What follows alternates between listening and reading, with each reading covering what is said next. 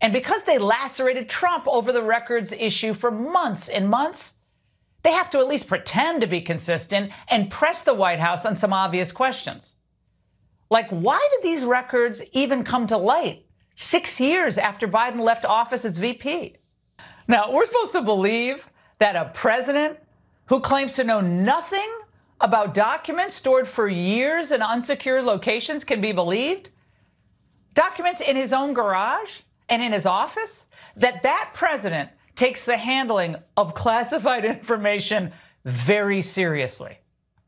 I don't even think the press secretary believes this. And even as the media is forced to repeat about the Biden documents what they said about the Trump documents, that they could compromise national security, there's always a but to help minimize potential damage to the big guy.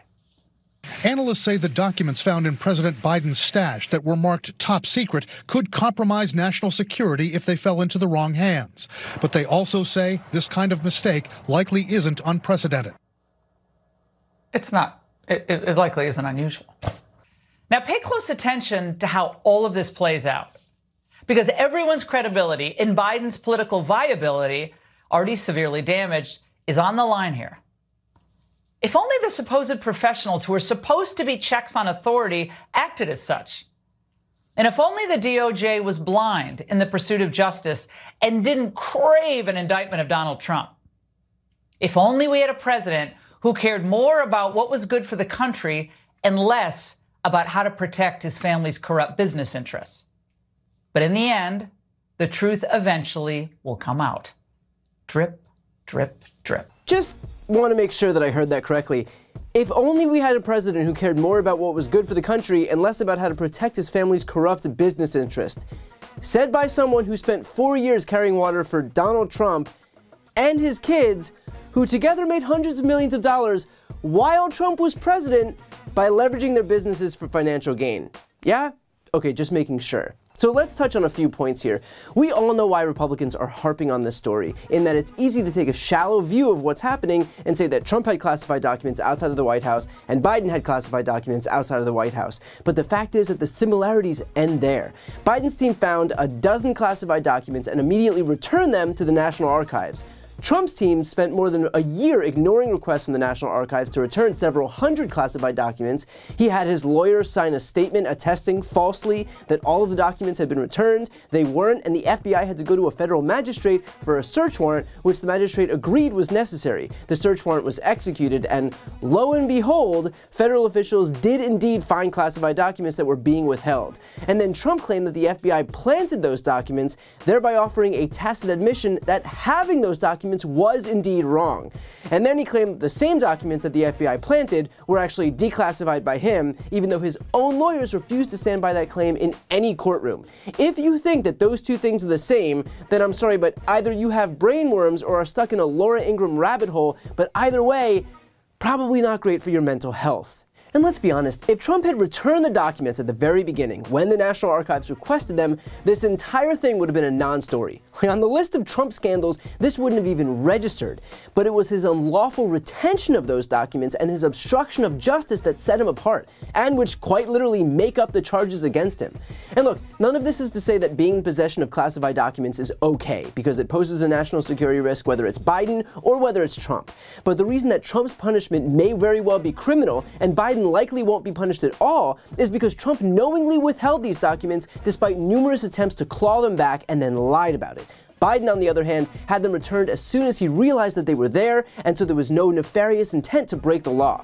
So again, is having classified documents okay? No. Are these two situations on any planet the same? Not a chance. You gotta love too how Laura Ingraham, way up on her high horse, suggests that the mainstream media has no choice but to begrudgingly cover this story, even though they clearly don't want to. Give me a break. The mainstream media survives off of both sidesism, and this story was like Christmas, the 4th of July, and the Super Bowl all wrapped into one. Which is probably why, on the first night this news broke, CNN dedicated 1 hour and 47 minutes of coverage to the story, more than sevenfold MSNBC's 14 minutes of coverage, and over 3.5 times Fox News' 29 minutes. CNN covered this story more than 3 times that of Fox. So I get that Laura Ingraham loves to pretend that the mainstream media is just falling over itself to help help Democrats, but in reality, there is nothing the mainstream media wants more than to try and prove to Republicans that they can attack Democrats too. And that's exactly what they do. Even if they have to lazily draw false equivalencies just to prove to those Republicans, look how neutral we can be. Now you can watch our network too. And those same Republicans will be like, no, but thanks for the talking points. And round we go, from Hillary's emails to Benghazi to now, Biden's documents, where the press takes its talking points directly from the right because for some reason, it values balance over accuracy. And finally, to go back to the point I made at the very beginning of this commentary, the idea that Joe Biden can't see beyond his own business interests is rich, considering Donald Trump's own corporation, the Trump Organization, was just found guilty of a criminal tax fraud scheme. I mean, my God, if Laura Ingraham projected any harder, she would accuse Biden of having a shitty haircut and writing love letters to Kim Jong-un. And also, Republicans know this, but this is what they do. They conjure up faux outrage because they traffic in political theater, and because it helps distract from their agenda, which at this very moment is composed of trying to ban abortion again, trying to default on our debt, which would sink the global economy, and trying to cut Social Security, Medicare, and Medicaid. Are any of these things popular? Not even close. And so instead, they need to whip up some manufactured scandals. Have you been hearing about your stove being at risk from the government? Yeah, file that under the same category. So they'll dine off of these things for a few weeks, and then they'll be mocked enough that Republicans will move on to something else. And Biden's documents and the government taking your stove will join the ranks of Mr. Potato Head, and M&M's, and Starbucks Christmas cups, and Grey Poupon mustard, and Obama's tan suit, and whatever other tired old scandals the right waste their time on to distract from their actual policies. The good news, though, is that because they insist on this abject buffoonery and tired political theater, all they're doing is showing the rest of the country what clowns they are.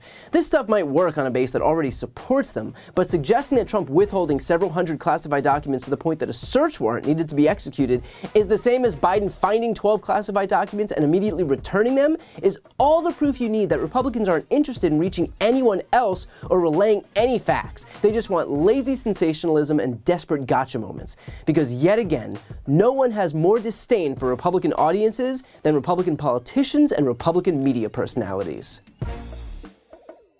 Before you go, if you enjoyed this video and want to see more, please make sure to subscribe to my channel. You can click the thumbnail right here on this screen. And if you want to support my work even further, the best way is to subscribe to my podcast, No Lie with Brian Tyler Cohen. There you can check out my interviews with major players in the world of politics, including President Biden, Vice President Kamala Harris, Pete Buttigieg, Elizabeth Warren, Katie Porter, Jamie Raskin, and so many more. Plus other interviews that live exclusively on the podcast. That link is also right here on this screen, or just search No Lie with Brian Tyler Cohen wherever you listen to podcasts.